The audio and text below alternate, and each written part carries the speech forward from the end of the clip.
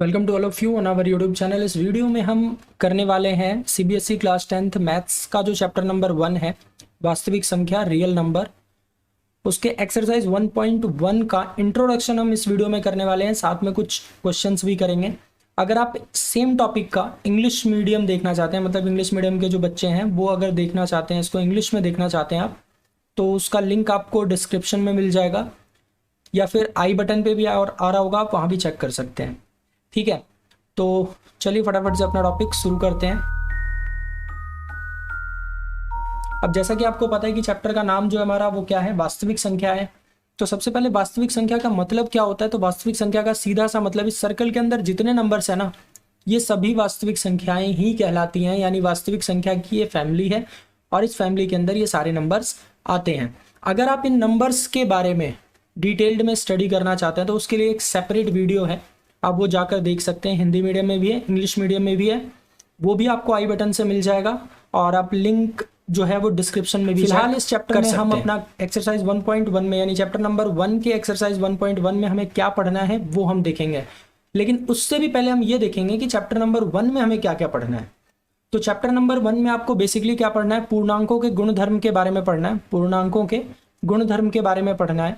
और कौन से दो गुणधर्म इसके पढ़ने हैं, तो पहला पढ़ना है आपको यूक्लिड विभाजन एल्गोरिदम, यानी आपको पढ़ना है यूक्लिड विभाजन एल्गोरिदम। ठीक है, यूक्लिड विभाजन एल्गोरिदम पढ़ना है। और दूसरा आपको पढ़ना है अंक गणित की आधारभूत प्रमेय।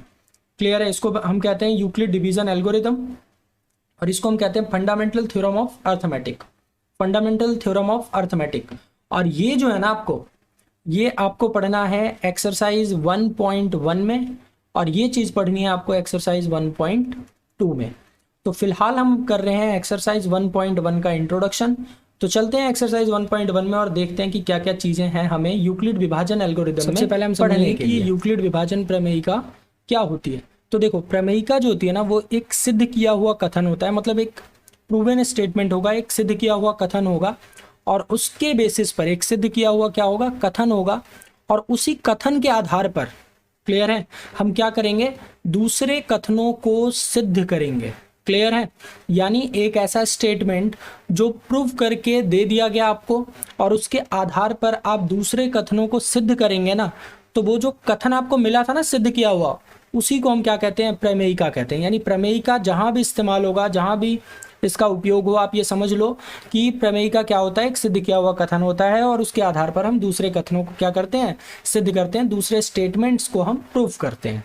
ठीक, अच्छा भाई, अब ये जो यूक्लिड विभाजन प्रमेयिका है, यानी यूक्लिड के द्वारा दिया गया एक सिद्ध कथन, यूक्लिड विभाजन प्रमेयिका क्या है, यूक्लिड के द्वारा दिया गया एक सिद्ध कथन है।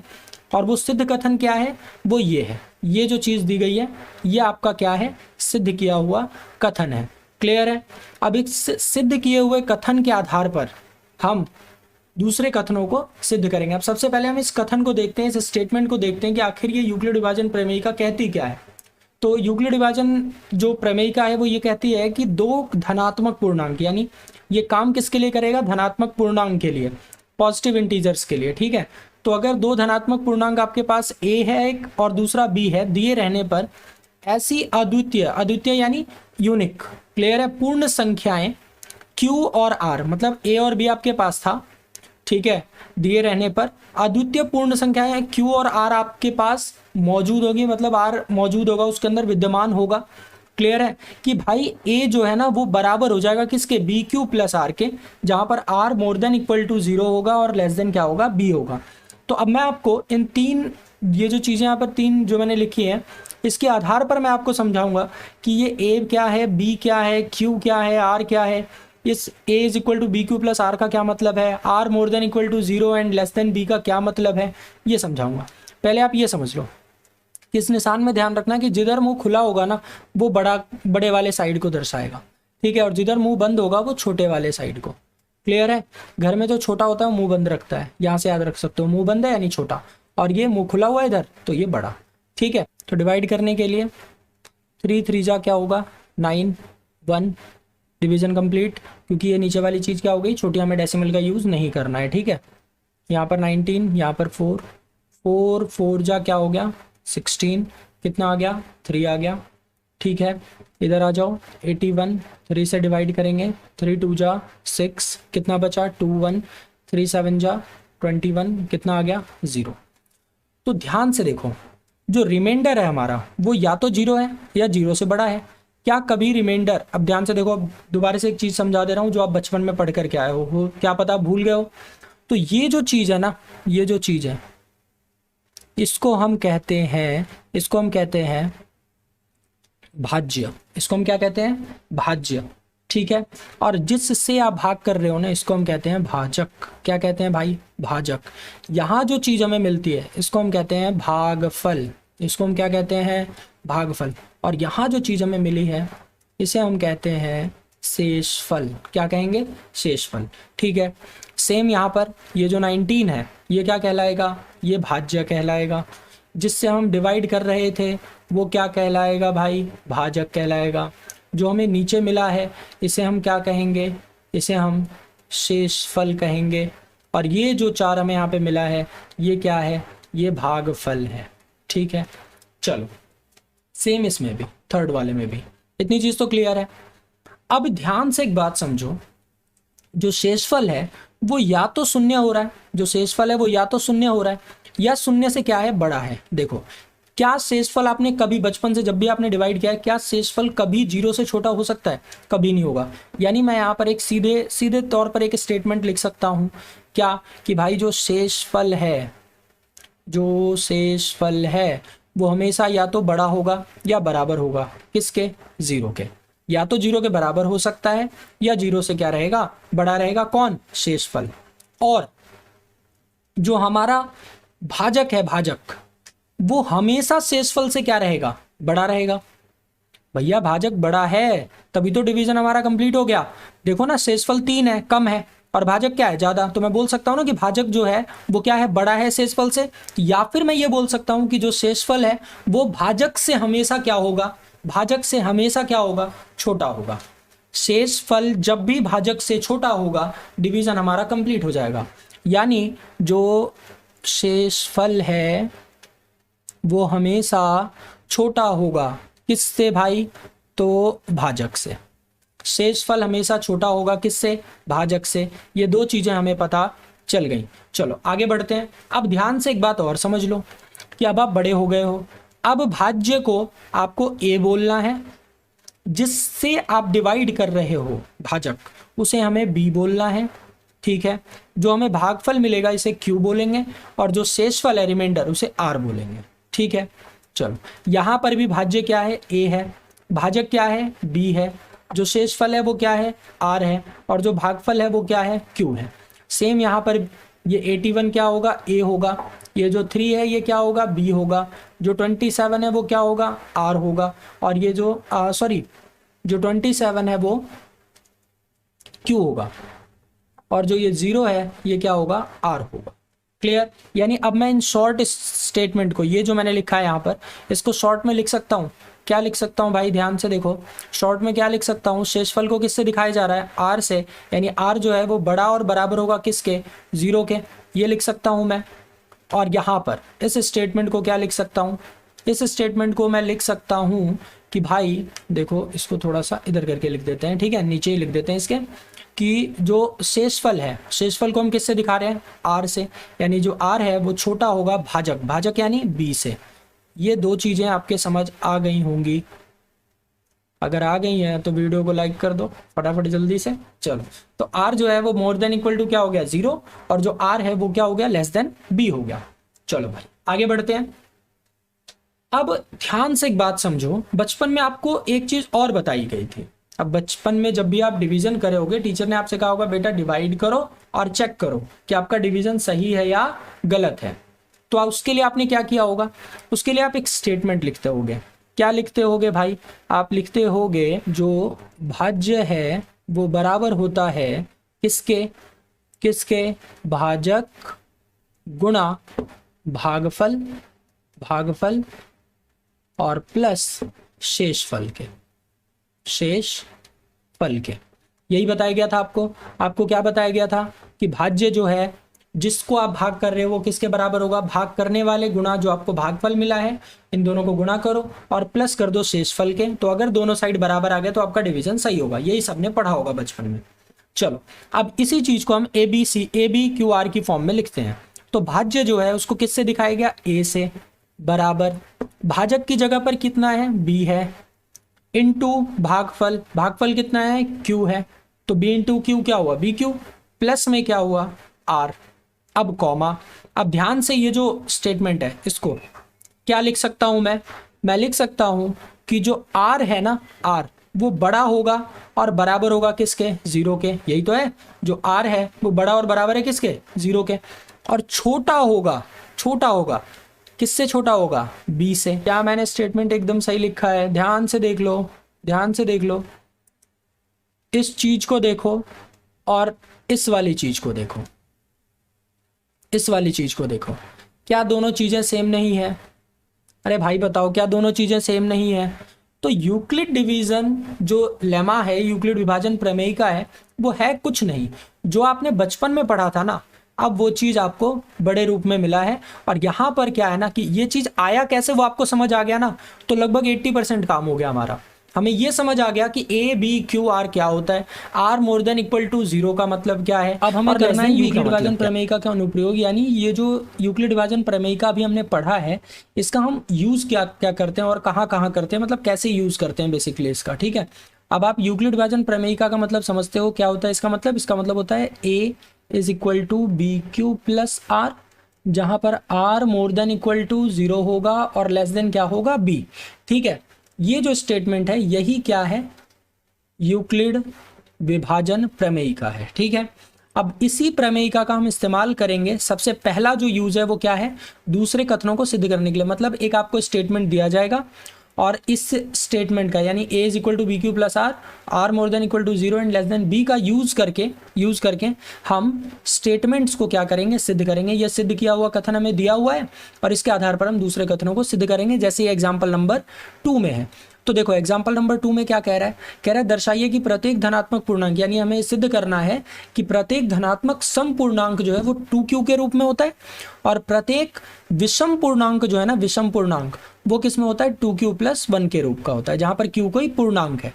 ठीक है, तो ये तो इसका पहला यूज हो गया कि इस स्टेटमेंट का यूज करके हम इस स्टेटमेंट को क्या करेंगे, सॉल्व करेंगे। ठीक है, सॉल्व करेंगे या प्रूव करेंगे। ठीक, चलो अभी इसको थोड़ी देर में करेंगे, पहले अब सेकंड देखते हैं इसका यूज। तो सेकंड जो इसका यूज है ना वो क्या है कि हम सेम इसी स्टेटमेंट का यूज करके हम दो धनात्मक पूर्णांकों का HCF यानी महत्तम ज्ञात कर सकते हैं।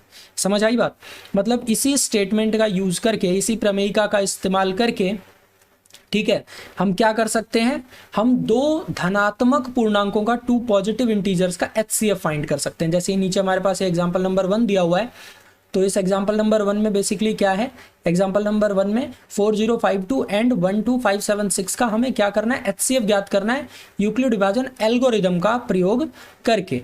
अच्छा, अब ये एल्गोरिदम क्या होता है, तो देखो ये जो एल्गोरिदम है ना, बेसिकली एल्गोरिदम क्या होता है, किसी विशेष प्रकार के हल को प्राप्त करने के लिए अपनाई जाने वाली विधि।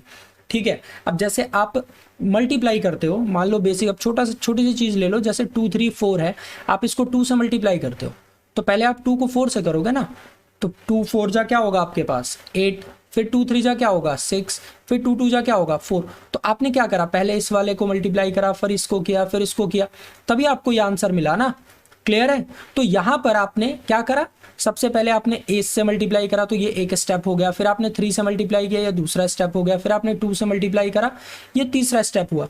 यानी इस क्वेश्चन को सॉल्व करने के लिए आपने क्या किया, आपने स्टेप्स फॉलो किए हैं, एक पर्टिकुलर स्टेप्स फॉलो करें। ठीक है, तो ये क्या हुआ, मल्टीप्लाई करने का एल्गोरिदम हुआ। तो इसी तरह एल्गोरिदम का बेसिकली मतलब क्या होता है ना, किसी भी प्रकार के प्रॉब्लम को सॉल्व करने के लिए जो आप सीरीज इस्तेमाल कर रहे हो या जो स्टेप्स आप यूज कर रहे हो, उसी को हम क्या कहते हैं, एल्गोरिदम कहते हैं। ठीक है, तो हम इस लेमा का, इस स्टेटमेंट का, ये जो स्टेटमेंट है यहाँ पर, इस स्टेटमेंट का हम यूज करेंगे, यानी इसके डिफरेंट स्टेप्स को यूज करेंगे, इसी लेमा को हम डिफरेंट स्टेप्स में यूज करेंगे और हम दो पॉजिटिव इंटीजर्स का क्या करेंगे, HCF फाइंड करेंगे, ठीक है। तो एक्चुअली में हम कर क्या रहे हैं, हम यूक्लिड विभाजन प्रमेयिका के डिफरेंट स्टेप्स को फॉलो करके, यानी विभिन्न चरणों का इस्तेमाल करके हम क्या कर रहे हैं, HCF फाइंड कर रहे हैं, ठीक है। तो इसीलिए जब हम यूक्लिड विभाजन प्रमेयिका के डिफरेंट स्टेप्स को यूज कर रहे हैं ना, तो हम क्या बोलेंगे उसको, यूक्लिड विभाजन एल्गोरिथम, ठीक है। बेसिकली यूक्लिड विभाजन एल्गोरिथम क्या है भाई, वो दो धनात्मक पूर्णांकों के HCF फाइंड करने की विधि है।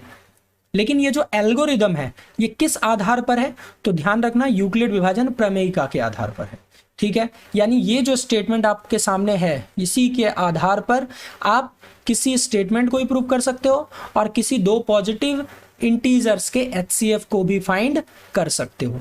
तो इस स्टेटमेंट के यानी इस प्रमेयिका के दो अनुप्रयोग थे, वो मैंने आपको बता दिए।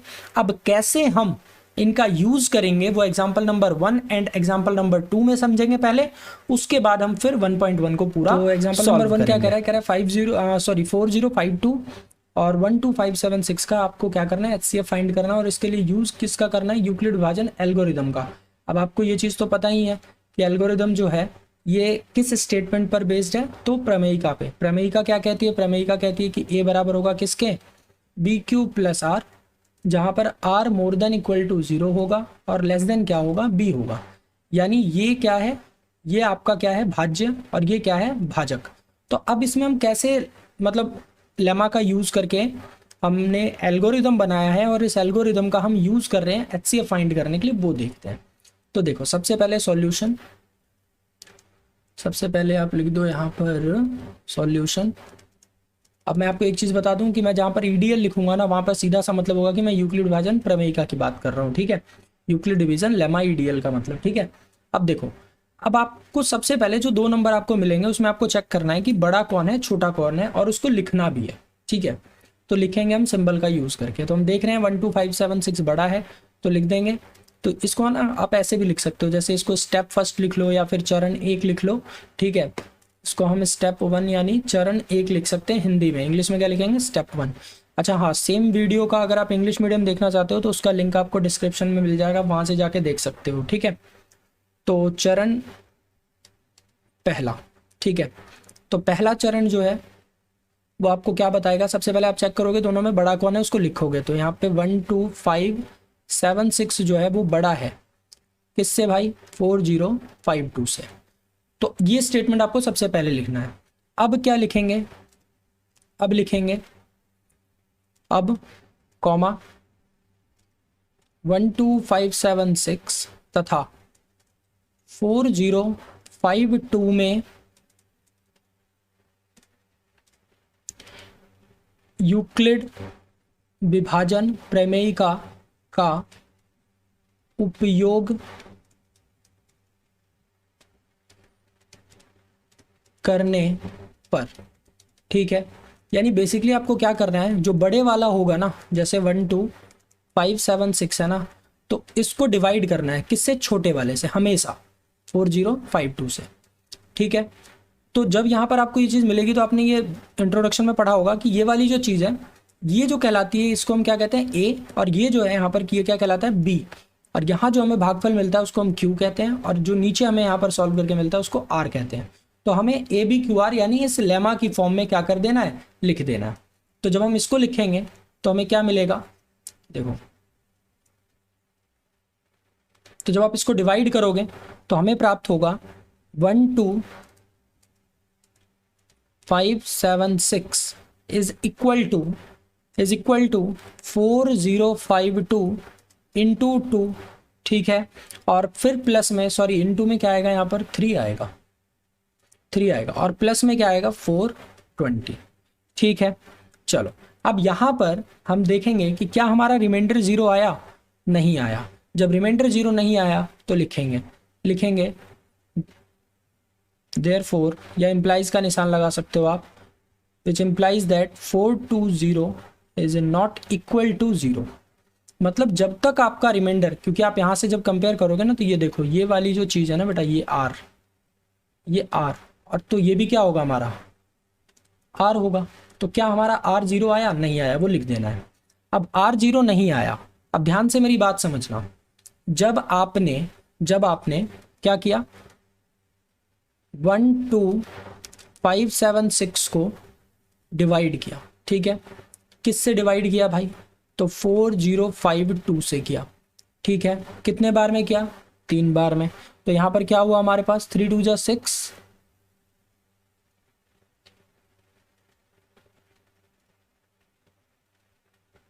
12। तो यहां पर ये माइनस करके हमें क्या मिल गया, 420 मिल गया। ठीक है, अब आपको क्या करना है अगले स्टेप में, अगले स्टेप में बस आपको सिंपली यहां पर ऐसे बना देना है, इधर लाइन खींचना है, और जिससे आपने डिवाइड किया था ना, अब वो इसके अंदर आ जाएगा, यानी 4052। यानी आपको ध्यान रखना है कि जो ये स्टेप 2 होगा उसके अंदर कौन काम आएगा, एक तो रिमाइंडर काम आएगा आर, और एक काम आएगा बी। यानी ये जो चीज है ना, ये जो चीज है यही क्या है, बी है, और ये जो चीज है ये क्या है, आर है। तो बी और आर यूज आएगा अगर रिमाइंडर 0 नहीं आया तब। तो अब देखो क्या लिखेंगे, चलो इसी बहाने आपको डिवीजन भी समझ आ गया होगा। तो देखो, तो अब हम क्या करेंगे, रिमाइंडर 0 नहीं आया तो अब आएगा हमारा चरण 2। आप ये चाहो तो भी लिख सकते हो, ना लिखना चाहो तो नहीं लिख सकते, कोई दिक्कत नहीं है। लेकिन अभी मैं एग्जाम्पल करवा रहा हूँ इसलिए लिखवा रहा हूँ ताकि आपको चीज़ें समझ आ जाएं अच्छे से, क्योंकि एनसीईआरटी में इसका यूज़ किया गया है। अब आप बोलोगे कि यार उसमें वैसे करा है, आप यहाँ ऐसे करा रहे हो। बाकी आप ना लिखो, कोई भी फर्क नहीं पड़ेगा, आप आराम से कर सकते हो इसको। ठीक है, तो अब बी और आर में बड़ा कौन है, 4052। तो लिख देंगे 4052 जो है वो बड़ा है किससे भाई, 420 से।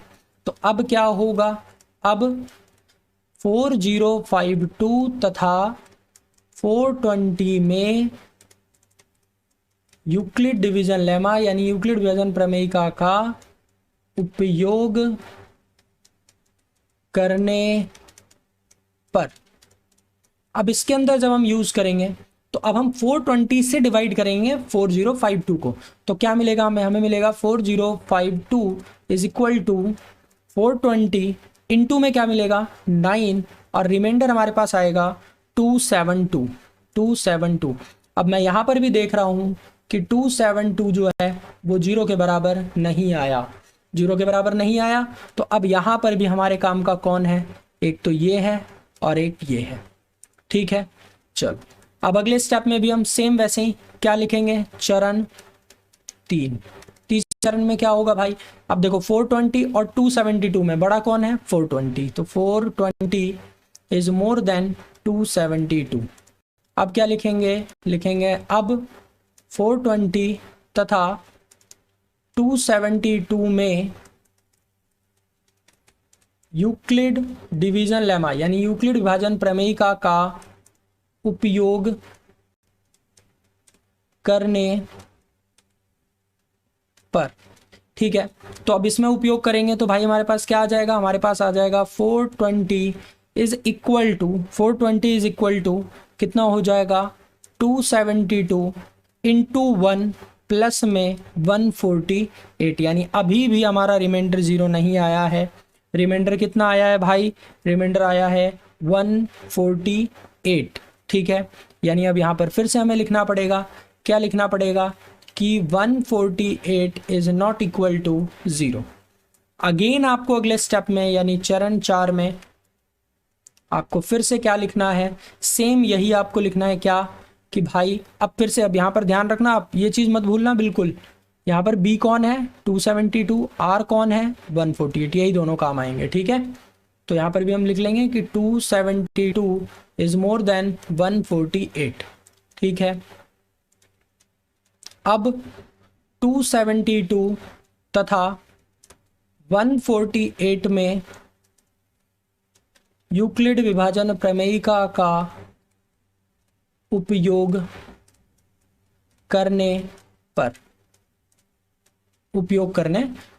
अब इसके अंदर जब हम उपयोग करेंगे तो हमारे पास कितना आ जाएगा, हमारे पास आ जाएगा 272 इज इक्वल टू 148 इनटू में कितना 148 इनटू में 1 और प्लस में कितना आ जाएगा हमारे पास 124। ठीक है, चलो, तो इतनी चीज़ तो आपको समझ आ गई होगी कि हमें क्या मिल गया, 272 किसके इक्वल मिल गया है, हमें मिल गया है 272 148 इंटू 1 प्लस में 124 के। और यहाँ पर भी जो रिमाइंडर है 124 है वो 0 के इक्वल नहीं आया, यानी हमें आगे और सॉल्व करना होगा। चलो भाई, अब फिर से ये वाली जो चीज़ है ये क्या है, बी है, ये वाली जो चीज़ है वो क्या है, आर है, यानी रिमाइंडर है। चलो भाई, अब आ जाओ चरण 5 में। चरण 5, पांचवा चरण कौन बड़ा है भाई, 148। तो 148 बड़ा है किससे, 124 से। चलो वेरी गुड। अब क्या करोगे, अब फिर से लिखेंगे। अब परेशान नहीं हो ना, एक सवाल तो एग्जाम में आएगा इसका, ठीक है, इसलिए प्रैक्टिस कर लो, काम आ जाएगा। 148 तथा 124 में यूक्लिड डिवीजन लेमा का उपयोग करने पर, ठीक है। चलो भाई, अब इसमें भी यूज़ कर लेते हैं। तो इसमें यूज़ करेंगे तो हमारे पास कितना आ जाएगा, हमारे पास आ जाएगा 148 इज इक्वल टू 124 इंटू में, अब हमारे पास कितना आएगा, 124 इंटू में 1 और प्लस में अब रिमाइंडर कितना बचेगा, 24।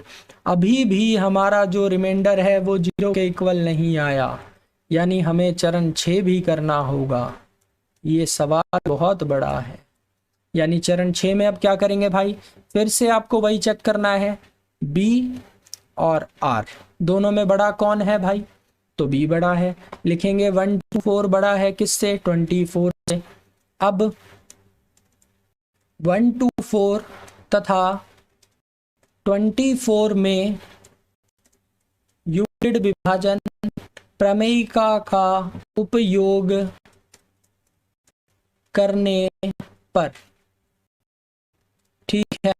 चलो, अब इसके अंदर यूज करेंगे तो हमें क्या मिलेगा, 124 जो है वो बराबर आएगा किसके, 24 इंटू में 24 इंटू में 5 और प्लस 4 के। अभी भी हमारा जो रिमाइंडर है वो 0 के बराबर नहीं आया, तो चरण 7वां करना होगा।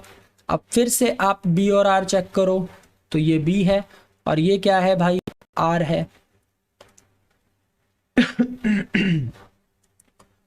तो यहाँ पर बी और आर में बड़ा कौन है भाई, तो 24 बड़ा है, 4 छोटा है, तो लिख देंगे 24 इज मोर देन 4, ठीक है। तो अब इस स्टेप में भी हमें क्या करना होगा, हमें लिखना होगा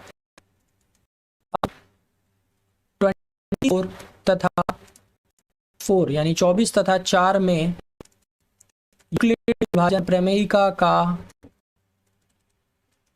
उपयोग करने पर, ठीक है। अब इसके अंदर उपयोग करेंगे तो उपयोग करते हैं भाई, उपयोग करेंगे तो 24 किसके बराबर आएगा, 4 इंटू 6 प्लस 0 के, यानी देयरफॉर हमारा जो शेषफल है, वो किसके बराबर आ गया, 0 के। और शेषफल जैसे ही 0 के बराबर आएगा, आपको ये देखना है कि किससे डिवाइड करने पर 0 आया। तो बी कौन है यहाँ पर, ये है भाई बी, ये जो चीज़ आपको दिख रही है ना, ये बी है। और लास्ट में जिससे डिवाइड करने पर 0 आएगा ना, वही क्या होगा, आपका HCF होगा। ध्यान रखना, जिससे डिवाइड करने पर 0 आया, ठीक है, वही आपका क्या होगा, HCF होगा। तो आप यहाँ पर लिख दोगे, लास्ट में क्या लिखोगे, अतः 4052 तथा 12576 का HCF है, कितना है भाई, HCF है 4। क्लियर है। तो ये हो गया आपका, तो ये है हमारा एग्जाम्पल नंबर 1, ठीक है। अब आप इसको नोट कर लें, फिर हम करते हैं एग्जाम्पल नंबर, अब देखते हैं उदाहरण 2 का हल। तो सॉल्यूशन उदाहरण 2 में क्या कह रहा है, दर्शाइए कि प्रत्येक धनात्मक समपूर्णांक जो है यानी समपूर्णांक 2q तथा जो विषम पूर्णांक है, धनात्मक विषम पूर्णांक, वो 2q+1 के रूप का होता है, जहां q क्या है, कोई पूर्णांक है। ठीक है, ये हमें क्या करना है, शो करना है। तो इसके लिए हम यूक्लिड विभाजन लेमा का यूज करेंगे, यूक्लिड विभाजन प्रमेयिका का इस्तेमाल करेंगे और उसका इस्तेमाल करके हम इसको सिद्ध करेंगे। तो लिखेंगे कैसे, लिखेंगे माना ए कोई धनात्मक पूर्णांक है तथा अब आपको पता है कि a बराबर किसके होता है, BQ+R के, जहां पर R >= 0। ठीक है, और ये छोटा होता है किससे, b से। तो इसको आप कंपेयर करो, जो आपको प्रूफ करना है उससे। तो क्या है आपके पास, एक 2q है और दूसरा क्या है, 2q+1 है। तो इस स्टेटमेंट को जो प्रूफ करना है उससे कंपेयर करके आपको सिर्फ b की वैल्यू निकालनी है। किसकी वैल्यू निकालनी है, b की। तो यहाँ पर b बराबर आपको क्या मिल गया, 2 मिल गया। ध्यान से देखो, जब आप इसको इससे कंपेयर करोगे तो यहाँ भी 2 आ रहा है, यहाँ भी 2 आ रहा है। ठीक है, बस आपको सिर्फ ये b निकालना है। तो लिख लेंगे, माना a कोई धनात्मक पूर्णांक है तथा b बराबर कितना है, 2 है। इतना लिख लेंगे। इसके बाद इसको हटा देते हैं। इसके बाद आपको क्या करना है, यहाँ पे लिखना है यूक्लिड विभाजन प्रमेयिका, यूक्लिड विभाजन प्रमेयिका द्वारा। यूक्लिड विभाजन प्रमेयिका द्वारा क्या होगा भाई, यूक्लिड विभाजन प्रमेयिका द्वारा हमें पता है प्रमेयिका द्वारा a बराबर BQ+R, जहां पर r क्या होता है, >= 0 एंड << क्या होता है, b होता है। तो देयरफॉर यहाँ पर जब हम a को a रहने देंगे, b की जगह पर हम क्या लिख देंगे, 2 लिखेंगे। तो ये 2q+r हो जाएगा, जहां पर r >= 0 होगा, क्या होगा, b कितना है, 2। तो देयरफॉर यानी ये हमें क्या बताता है, ये जो a = 2q+r, जहां पर r >= 0 है और <2 है, यहाँ पर r जो है वो या तो 0 हो सकता है या r क्या हो सकता है, 1 हो सकता है, बस। तो देयरफॉर आपके पास a कितना आ गया, एक बार आएगा 2q+r की जगह पर क्या लिखेंगे, 0, यानी एक बार a बराबर कितना आएगा, 2q, एंड यानी तथा a बराबर आपके पास क्या आएगा, 2q+r कितना है, r 1 है। ठीक है, तो एक बार a बराबर क्या आएगा, 2q+1 आएगा। ठीक, अब एक बात ध्यान से समझो, आपको प्रूफ करना था कि जो धनात्मक समपूर्णांक है वो 2q के रूप का होता है तथा जो धनात्मक विषम पूर्णांक है वो 2q+1 के रूप का होता है, जहां पर q क्या है, कोई पूर्णांक है। तो लिख देंगे, अतः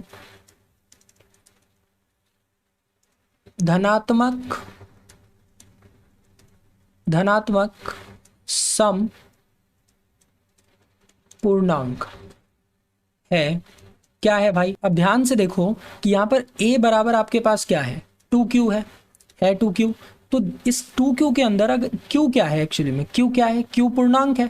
तो पूर्णांक का मतलब क्या हुआ, और धनात्मक पूर्णांक है, धनात्मक समपूर्णांक है, धनात्मक समपूर्णांक है। ध्यान रखना, देखो q क्या है, कोई पूर्णांक है। तो आप इस q की जगह पर कोई भी पूर्णांक पुट करोगे, यानी 1 हो गया, 2 हो गया, 3 हो गया, आप कुछ भी पुट करोगे तो ये ओवरऑल आपको क्या देगा, आप कोई भी q की जगह पे कोई वैल्यू रख लो, 1 2 3 4 कुछ भी रख लो, तो आपको ये ओवरऑल तो सम ही देगा, यानी a हमारा क्या रहेगा, सम रहेगा। और यही तो हमें चाहिए, यहाँ पर हमें क्या चाहिए, धनात्मक समपूर्णांक है। अतः धनात्मक समपूर्णांक है क्या, a बराबर 2q, जहां q क्या है, q कोई पूर्णांक है, q कोई पूर्णांक है। अच्छा, तथा अब आपको क्या चाहिए भाई, आपको चाहिए धनात्मक विषम पूर्णांक। तो बताओ भाई, धनात्मक विषम पूर्णांक कौन सा होगा, तो ध्यान से सोचो। अब जो दूसरा आपके पास स्टेटमेंट आया है वो क्या आया है, वो आया है a = 2q+1। अब इस q की जगह पर आप कोई सा भी पूर्णांक पुट करो, ठीक है, आप 1 डालो, 2 डालो, 3 डालो, 4 डालो, 5 डालो। जब आप इसको सॉल्व करोगे ठीक है, तो आपको क्या मिलेगा, एक विषम पूर्णांक मिलेगा, यानी ए क्या रहा, विषम रहा, और यहाँ हमें धनात्मक विषम पूर्णांक ही तो चाहिए। तो इसके लिए हमारे पास क्या होगा, ए बराबर क्या होगा 2q+1 होगा, जहाँ q क्या होगा, अगेन कोई पूर्णांक है। ठीक है, तो इस तरीके से हमने प्रूफ कर दिया कि कोई भी जो सम पूर्णांक होगा वो 2q के रूप का होगा, और जो धनात्मक विषम पूर्णांक होगा वो 2q+1 के रूप का होगा। तो इस तरीके से हमने कर लिया अपना एग्जाम्पल नंबर 2। तो यहाँ पर कंप्लीट होता है हमारा इंट्रोडक्शन किसका, एक्सरसाइज 1.1 का। ठीक है, अगर आपको वीडियो पसंद आई हो तो इसे लाइक ज़रूर करें, बहुत मेहनत लगता है इसमें। तो आप अगर लाइक करेंगे तो हमें ये लगेगा कि मतलब जो हम काम कर रहे हैं उसका बेनिफिट आपको मिल रहा है। ठीक है, चैनल को सब्सक्राइब ज़रूर कर लें, बेल आइकन को प्रेस कर लें, क्योंकि जो लेटेस्ट वीडियोस आएंगे वो आप तक आसानी से पहुंचेंगे। ठीक है, अपने दोस्तों में इसे शेयर ज़रूर करें। Thank you very much. अब हम मिलेंगे आपसे सीधे सॉल्यूशन ऑफ एक्सरसाइज 1.1 के साथ।